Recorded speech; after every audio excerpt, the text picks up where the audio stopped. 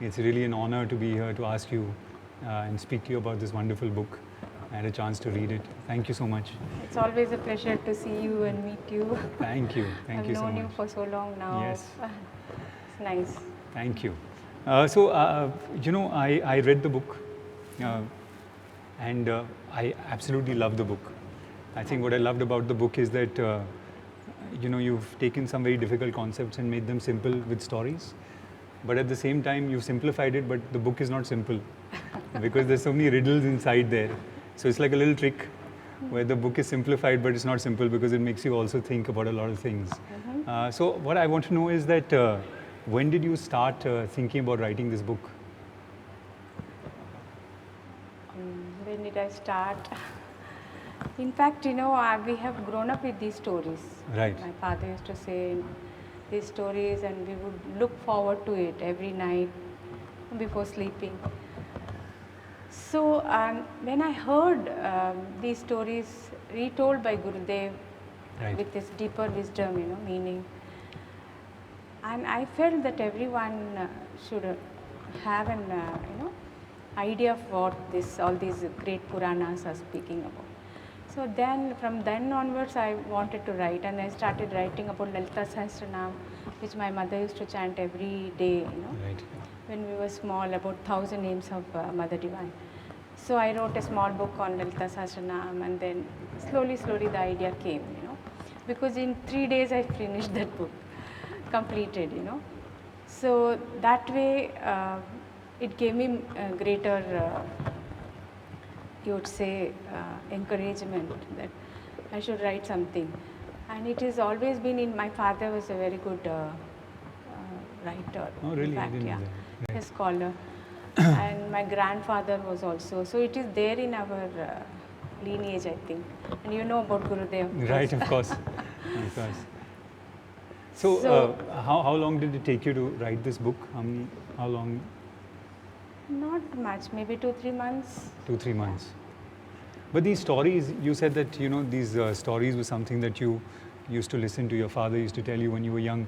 So did you grow up around lots of stories? What was the childhood like? And Yes. I'm sure a lot of people would like to know what your childhood was like and how was it like growing up with Gurudev? Well, I have written about this also. Right, of course. I have one more book, you must have read that book. Yeah, of course. So it was great fun, actually. It was fun. Our childhood was really nice. If I look back now, that time I was also a child and I enjoyed thoroughly. But what I want to say through this book is that our Puranas are so, they have so much of wealth of Right. knowledge, So enriching this wisdom. So, and then rightly so, and Gurudev has given it a very practical approach to all this. The practical wisdom part is what is very attractive. So I feel that I could write all these stories, and my favorite stories, some of them very famous ones, which is in Brahmanda Purana, Right. It is there already, but how I have understood and I have got it from my master. That is what is reflected in this book. And I'm very happy that you read it. It's beautiful. In fact, the moment I finished reading it, my first thing was that I want to know more about our culture. Because, there's so many things that we actually don't understand, and we think that, this is some old ritual which we don't know what the meaning behind it is. And it's only when you read this you realize there's so much meaning behind every ritual and every story. Exactly. So my first reaction was I want to read this book again. And I also want to, study our culture a lot more. But, the question I wanted to ask you is that there's so many stories in this book. And a lot of our stories in our mythology and in this book are very fantastical. Yeah. Stories about Fantasizing. Brahma, Vishnu, Shiva, Parvati. So sometimes you feel like, these can't be real. So how should you interpret these stories? Like should you look at them as just stories, or should you look at it, for a deeper meaning behind these stories, or, Yeah. Even when I first read it, during Navratris also we read. So many stories look very illogical, for Right. a intellectual.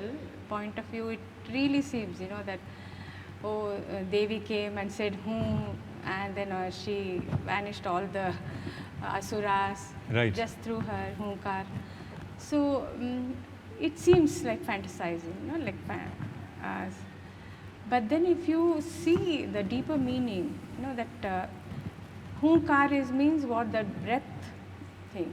How our all our breath pattern can change the whole paradigm shift can happen in our thought process.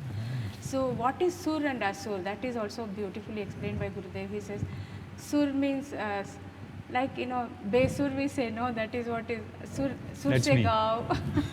Besur is me. We say with tune, proper harmoniously singing is sur. So when we are in harmony with our nature, when we are comfortable, positivity is more predominant in us, then we are all suras, that is deva. That Wow, is the I didn't know that devas. at all. And asuras are those who are not in harmony with their own, nature. So when this was explained, I just felt these were the wow moments for me. I said, this is so nice, because we so easily understand when somebody is singing besur. Right. It's not palatable, right? You feel, what is this happening? So that is what happens, when we are not in our nature, we feel so uncomfortable. That is asuri gun. So we can always change. It is not necessary that that is beauty. When you are attracted towards these inner meanings through stories that are also very. Usually, we are attracted to stories, no? Right. From childhood, that innocence in us likes to listen to stories. So anybody, any age group, they like stories. Right. So this is one of the ways to connect to people and then explain to them, about the divinity, the all-pervading divinity. Just explaining through small little instances, Otherwise, we cannot relate. If I say this is formless divinity is everywhere, then my mind is not understanding properly. Maybe I will say, okay, I agree with you, but I it's don't not have the actually, experience. Whereas when you are told that, divine is also in your same form, just like you, and then they say you are only divine. Right. That is another step. So when they say that even divine has forms like you, then you relate to the divinity more easily. Right. That form is more easily connected than the formless. Right. But then you have to let go of the form to be in the formless. In meditation, we do that. Then Right. that is the real spirit of that is what is spirituality is. Right. Religion has symbols, whereas spirituality is all oneness. Right. So it is like a wave and the ocean. Wave is also there, but then when wave realizes that is part of the ocean, that is what is spirituality. Right. So both are beautiful, So that is where I found this connect very nicely. When I have studied my master degree in Sanskrit Darshana, philosophy. So I used to really love Advaita philosophy. But even Dvaita, that duality principle is also so beautiful. How from divine and the devotee, there's a beautiful relationship. So that is what comes out through these stories, and then you go to the oneness. That is the real spirituality.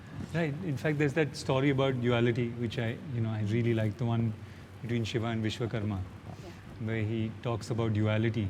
So what is the concept of duality? I mean, how do we understand duality? And see, concept of duality is like we are sitting here now. There is door.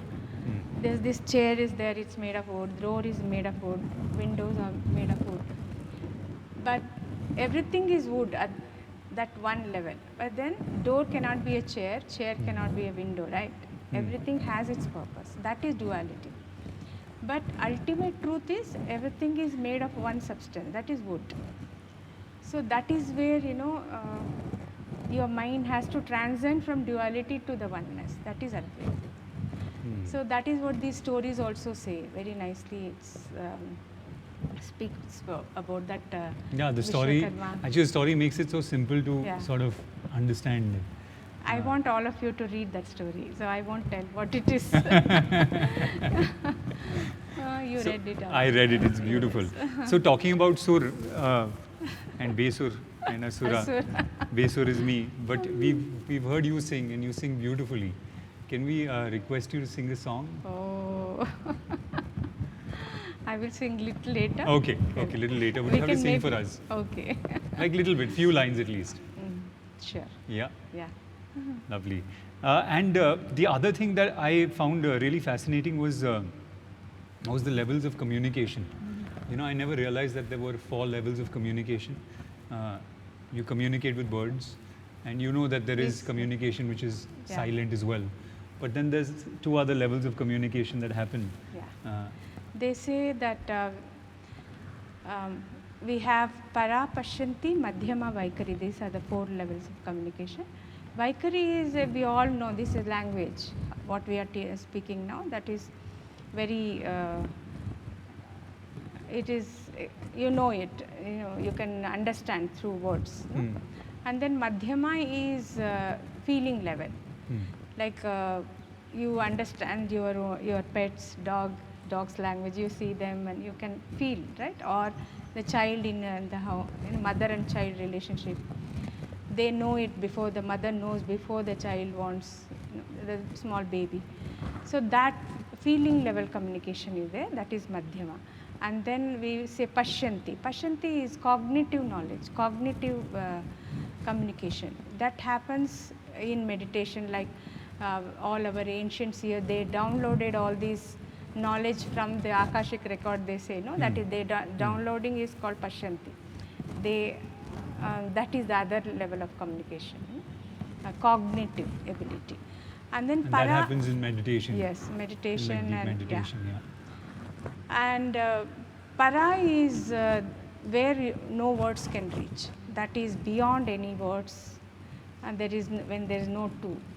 It is just it's beyond word communication. You have the presence, you feel the presence, you feel the vibration, through vibration. You feel, that is what is para.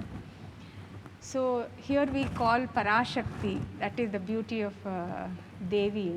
That supreme source, supreme strength, that is in the feminine form, that divinity that we call Parashakti, who is beyond any understanding, but still you can feel the Presence. power, presence. You can't really understand her through any words, Right. but then you can make an effort, of course. It is like looking at the tip of the iceberg and saying that I know it all. It's not like that. Just you know that it just, what we know about her is just because this divine power is in every particle of this creation. Right. So all pervading consciousness is Parashakti, and that scintillating, that most beautiful, benevolent, all these adjectives you can give her. That is the Parashakti for me. And that is the same as Guru Shakti.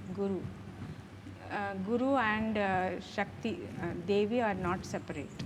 That is what is explained, in Parashakti also. So I was going to ask you, what level do you communicate with Guruji at? Which? He communicates with us in all levels.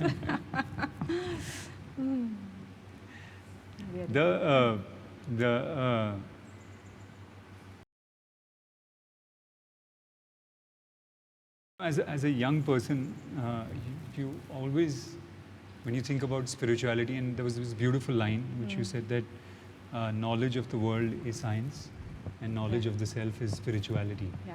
And in India, we used to not have scientists because we had rishis. All the And they rishis were- are scientists. And they're all scientists because they have Yeah. knowledge of the world and they have a knowledge of the self as Yeah. well. It was But- never conflicting with each other. They are, means who am I is spirituality. So everything had the similar space, That is where they have excelled in the level of communication as well as self-realization part. But how did we lose all that knowledge then? I mean, there's so much beautiful knowledge that that our tradition has and our history has. How did Actually, it just- they keep these knowledge is never lost. It is like iCloud, no? Now we can understand. You store it in iCloud, it will never be lost, right? So like that, these are all there in the Akashic records. There in the space. So knowledge, our consciousness can download, can have. It has the access for all this. So that is where meditation is so important. The presence of the master is so important. It's like we know everything. We have the capacity to know, because they say yat pinde tat brahmande. What is there in the whole universe is also present in yourself, in this very body. So even to attend to this our own body, to know our own mind, what is happening in my mind, what is happening in my body, through yoga, through meditation, also you can reach to that level of consciousness. And at the same time, as I said, it's never lost. It's there, it's stored. It's already there, and if you have to have that spirit of inquiry. That's all is necessary. That urge to know more, then it will be revealed to you. It is like that is why time and again masters keep coming. They keep coming to uplift Reconnect you with that. reconnect. It is like we have the peacock is there, no? That peacock has there is peacock. The feather is already there, but when it's going to rain, it opens, right time it opens the feather, right? Like that, in the presence of the master, we have the access for the wisdom. So that is where our ancients here, they were so intelligent. They spoke about Guru principle, Guru Tattva. How important a Guru is in your life. So you may have lot of information, but you may know that this particular computer has all the things stored in it. But if you don't have the password, you have to keep looking again, grouping in the dark, whatever. It usually happens to me. I never have the password. So the password is the secret is the Guru's presence. Right. But a lot of people I know that get scared of spirituality, or like stay away from spirituality, because we live in a world which is always about ambition, and it's about desires, and it's about achieving things, and you talk a lot about it. It's the Maya Shakti, and you feel that if you get into spirituality, you will have to give that up, or you'll have to distance yourself from that. Is it possible for both of them to exist together? Yeah, of course. It's so interesting. Only yesterday Gurudev was speaking about it in the satsang, how ambition is not against, it's not contradicting with your spiritual progress. Its ambitions or like desires are like having a jacket. You wear it when it is necessary. You wear it when you're going out, and then you come back home. You don't sleep with the jacket. You don't take a shower with the jacket, right? You have to remove it. So, but you still have the jacket. At the same time, you have the comfort of the shower, or comfort of. So that is how it is. It is not contradicting. It has its place. Everything has its place. Even you see, we have so many gods. People say there are so many gods. Which God to pray? We don't know, like that. Yeah, and I mean, we have so many different idols, and different idols for different things. So. So it is nothing contradicting. It's for example, you may have certain qualities which is more than what I have. Like you may be so talented in acting. I may be good singer. Somebody else may be good cook. All these qualities are all complementing each other. It's nothing contradicting. Right. Just because you are acting, you are not my enemy or something, isn't it? So like that, all these qualities, we only say that these different devis have these different qualities, and if you lack any of those, pray to them. Then you gain that. Vishalakshi means broad vision. If we feel very limited in our outlook, then you pray to Vishalakshi. Kashi Vishalakshi is there. So they say you gain the broad vision. Basically these are all psychological support. Like now we go to psychiatrist, or if you have some problem, get over that. You have a support, we feel support system like that. In olden days, these were the support system. So they will feel so. It's it is so much there in every other religion. If you see Santa Claus, if a child wants something, they'll say, ask Santa Claus, he will get it for you, right? So you get this gift and then you say, oh, Santa Claus gave me. Which mother, father cannot give, the Santa Claus can give. Do you understand? So there is a faith in the higher self. So this faith can really move us towards our goal. In fact, that is what Lakshmi also means. Lakshya ke or jo lete hai. That is what is Lakshmi, which takes you towards your goal. So Lakshmi is like that. Ashtalakshmi is there. Lakshmi means not only just money, power. It is also it is a wealth of knowledge, wealth of wisdom, wealth of creativity. Yeah, there's a chapter with 10 different 8 different eight Lakshmis different. and 10 Dashamahavidya, 10 prowess, magnificent prowess of Devi. Like, so when you realize that different, if you want to only study English, I mean, you go to your school also, you go there are different subjects, right? So you have history. If you want to know about history, you have to read all this. History, geography is there, or you psychology, you study economics, right? So different topics are there. Same person is studying.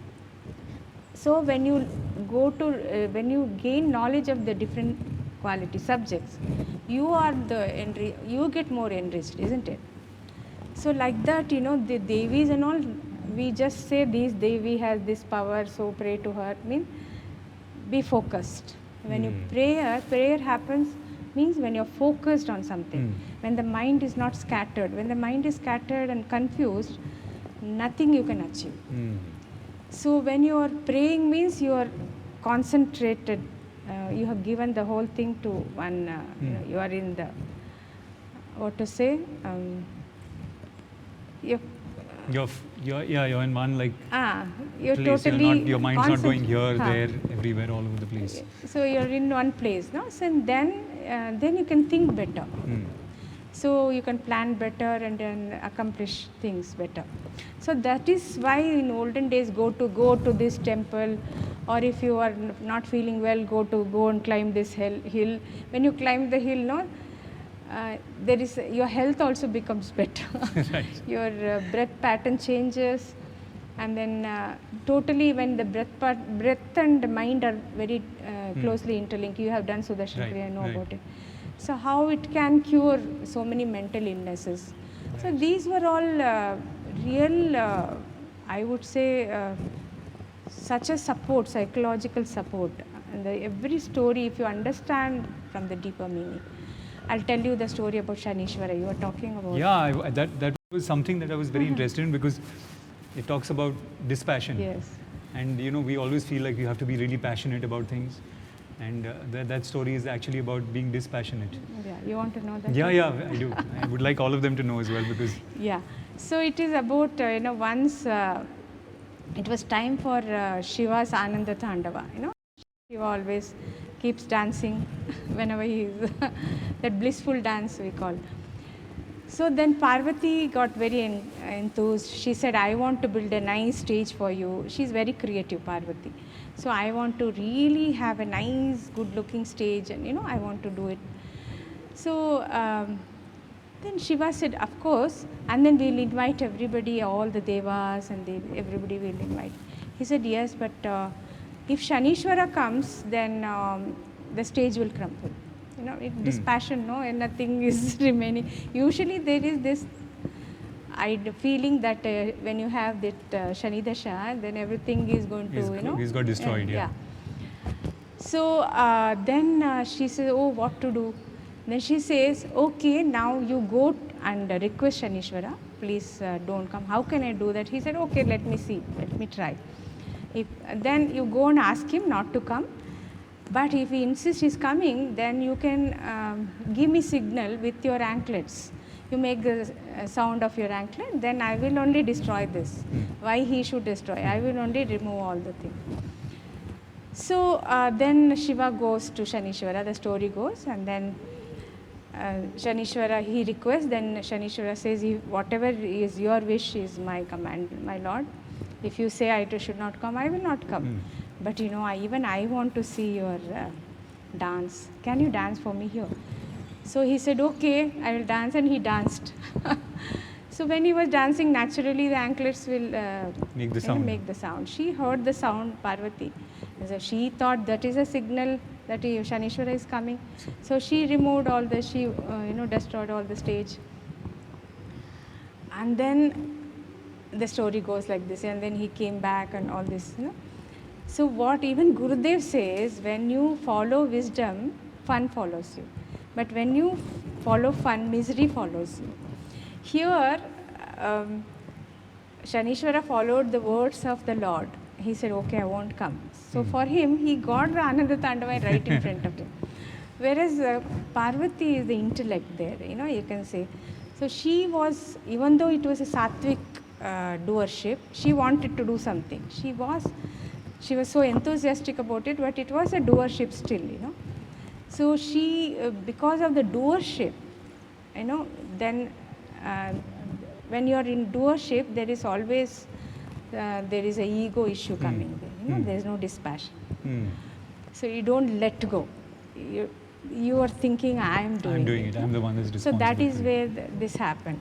So that is the story of dispassion. How even Shanishwara, Parvati, because of her ego, you can say, even if you have sattvic ego there, see, some little ego is necessary, but then when you don't follow the words of your master or your lord, you want to do your own thing, then you have some misery there. So dispassion is actually Letting like go. freedom from doership. Yes. It's not about... To a great extent. So that is where, it's so beautiful when you come to the master, they give you sadhana, seva, satsang. So in seva, there is no doership. You follow the master's words. Master says, you teach here, you do this work, you do this. So there is a direction, and then you don't feel kartapan. Then there is no, even whether it is successful or not, you don't get affected by it. Always it is successful, but then you don't feel that ego for that. There's a distance from it, because otherwise you end up thinking that dispassion means being dull. No. You feel like passion means being really driven. So Gurudev also said, he says that breathing in is passion, breathing out is dispassion, which is both are important, isn't it? Right, absolutely. You have to breathe in every day and breathe out every day, right. every minute. Right. So there is in life both passion, and when you sleep is dispassion, you let go of everything. When you go to bed, so when activity is passion. So both are not, both are complementing each other. They are not contradicting. Against each other. No. Right. In between, if you have compassion, then it is a smooth journey. Right. Passion, dispassion, then compassion, in life. So is that also like earlier we were talking about duality, is that also duality, that there has to be passion and dispassion? Like both have to exist? It is like, as long, when you have the wisdom, when you have that, when the wave understands that it is one with the ocean, then there is, that is where that duality is okay. To some time you are there. It is an understanding. So for some time I am a wave, but I go back to the ocean. That is my real home. Then there is, you don't feel the jarring, that feverishness. disconnect. Yeah. Right. Okay, so now we're going to play one fun game. Okay. Before you sing for us, which you have to do. Oh, okay. So there's all these different symbols here, and if you could sort of take us through some of them and what the story behind them is. Yeah. I can say this first one, the Japamala. Japamala is present moment. When you're doing some japa, no, Ram, Ram, Ram, Ram, Om Namah Shivaya, Om Namah Shivaya, your mind is just in the present moment. So present moment, the mind in the present moment means pleasant mind. That's where otherwise mind is in the past or future, right? Right. So when the mind comes to the present moment, there is also a field of all possibilities.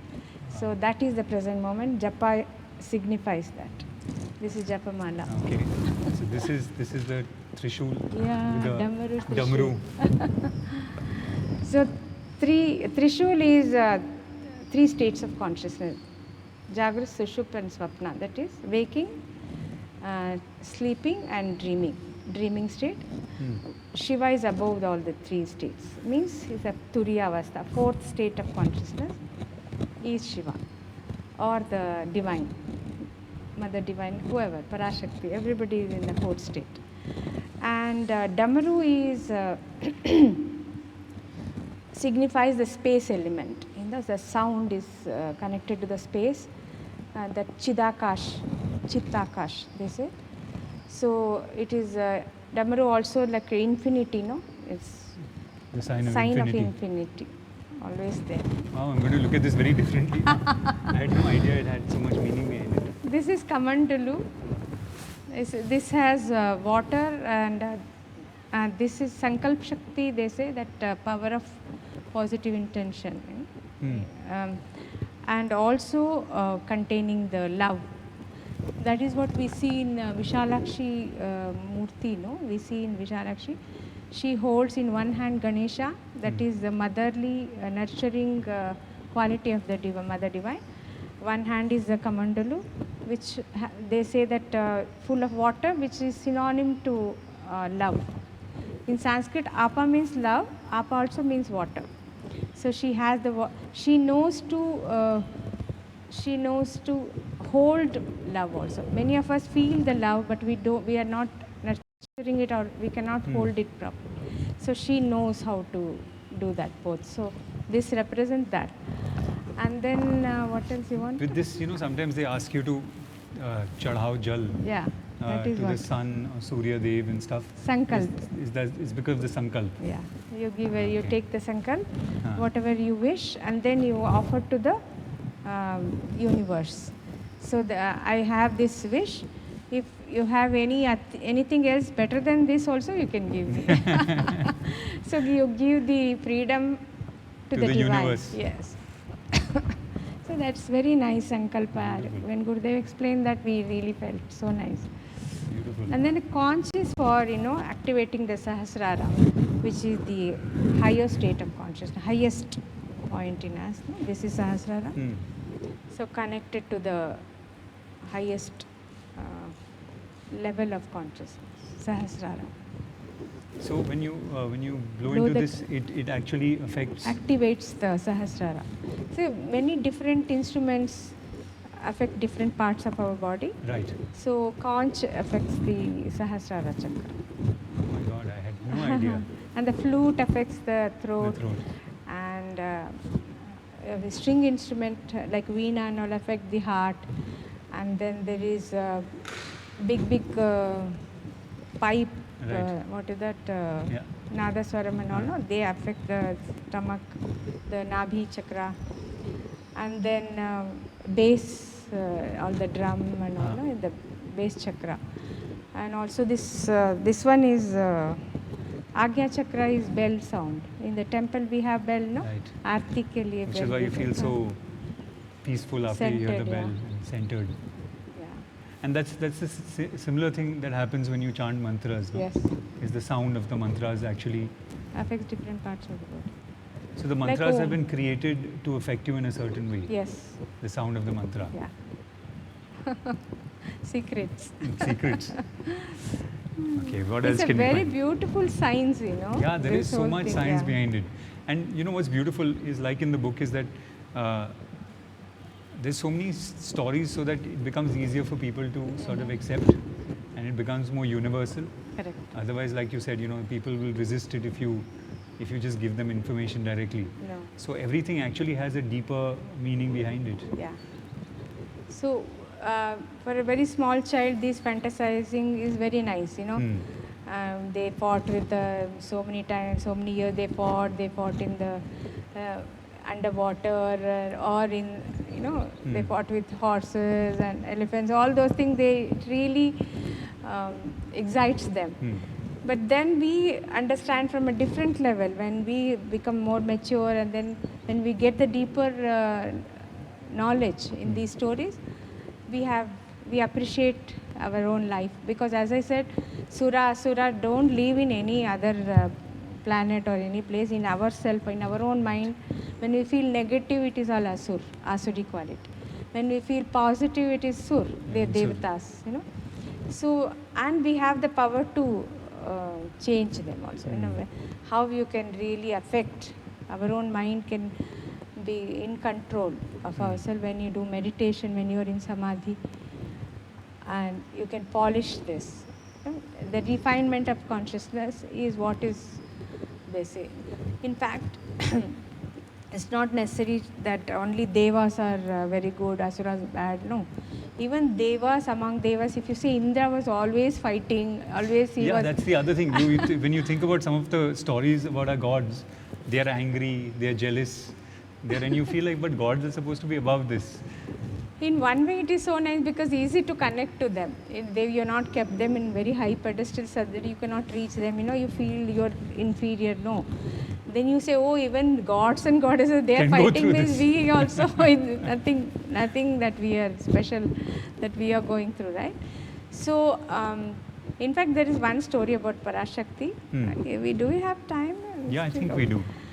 So, it says that, you know, after all these, there was this Amrit they got out of churning the sea, and the Devas got their part of nectar. They all had nectar, and they felt now nobody can defeat them. No? So they became so arrogant. When you have so many positive qualities and very successful, arrogance creeps in through somehow or the other it comes. That is the downfall pattern. You know, you go up and then you drop down like this. So Indra was really, you know, so arrogant, and all his assistants. Of course, the master is arrogant. Even everybody will, all the assistants. No, even, yeah, they were also arrogant. So then. Devi wanted to teach them a lesson. They wanted them to know about their arrogance. So she came, Parashakti came, and they to Amravati. Amravati is the town of Indra. You know, she came, Parashakti came, and then they felt her presence, so much brilliance and all were there. So Indra sent Agni, some brilliance. I can see they were all saying some brilliance is there.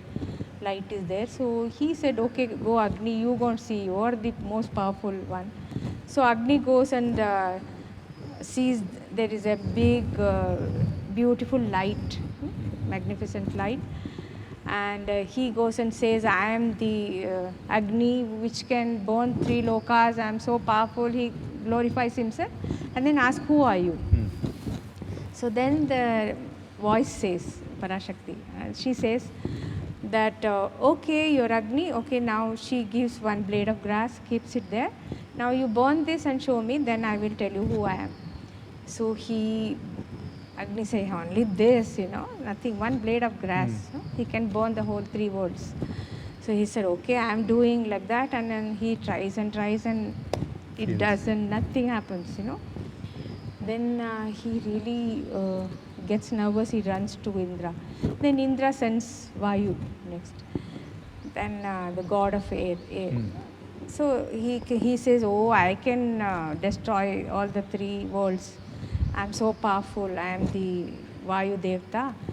And then he says, who are you? Then she says, why don't you move this blade of grass? Then I'll tell you who I am. He uses all his might and nothing happens. So then they both run to Indra, they both saying, this is something else, this light, you know, we can't even move the blade of grass. Then Indra comes himself.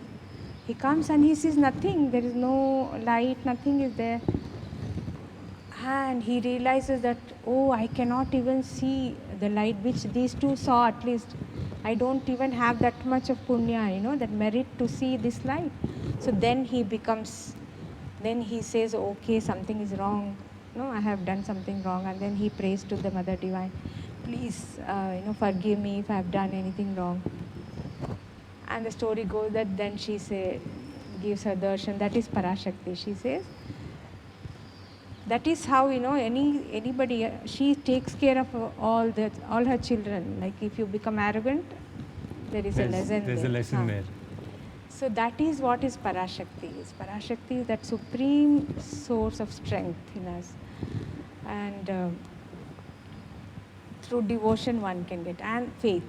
Gurudev speaks about faith so beautifully. He says that you should have faith in three things. You have anyway.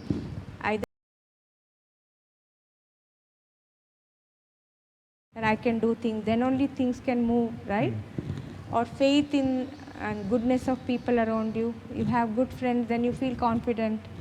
Or you have faith in the higher order. Something beyond my imagination, beyond my understanding capacity. There is something that is moving this whole nature, right? This creation. How many things can you clone? Can you clone all these trees? No.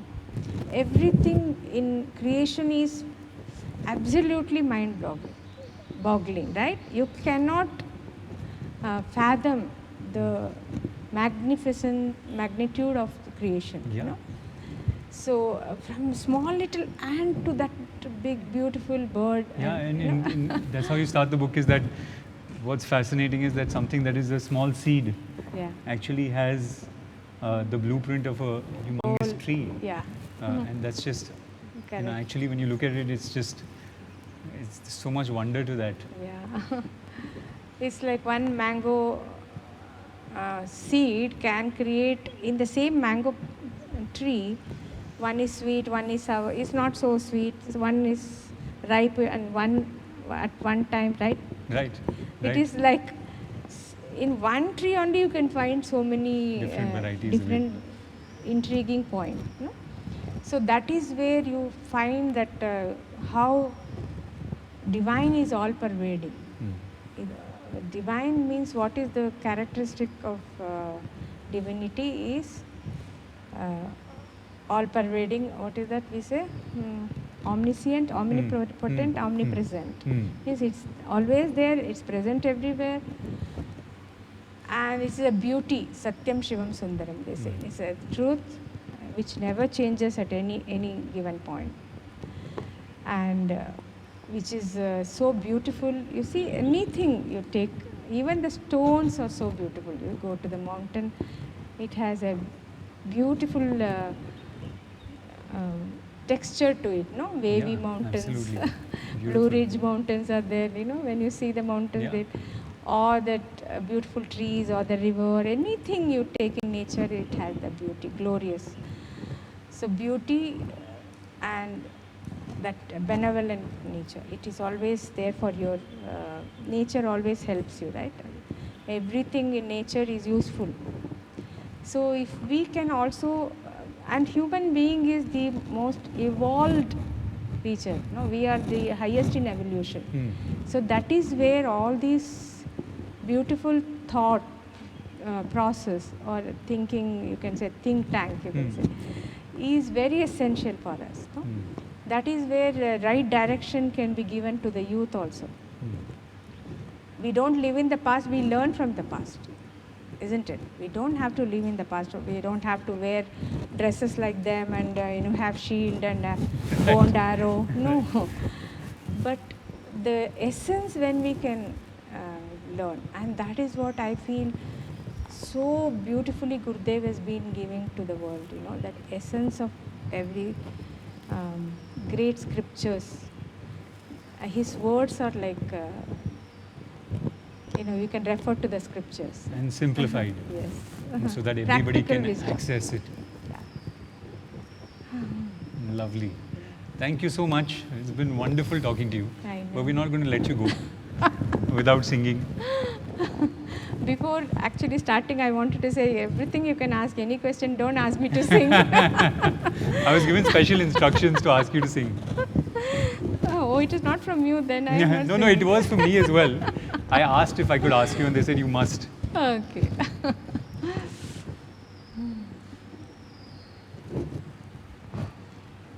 जय जय दुर्गे माँ श्री भुवनेश्वरी माँ जय जय दुर्गे माँ श्री भुवनेश्वरी माँ देवी भवानी माँ काली कपालिनी माँ देवी भवानी माँ काली कपालिनी माँ जगदोद्धारिणी माँ जगदोद्धारिणी माँ आनन्दरूपिणी माँ अम्बा आनन्दरूपिणी माँ जय जय दुर्गे माँ श्री भुवनेश्वरी माँ My God, that's so beautiful. Thank you so much. Thank you. It is so beautiful. Jai Gurudev. Jai Gurudev, Jai thank you.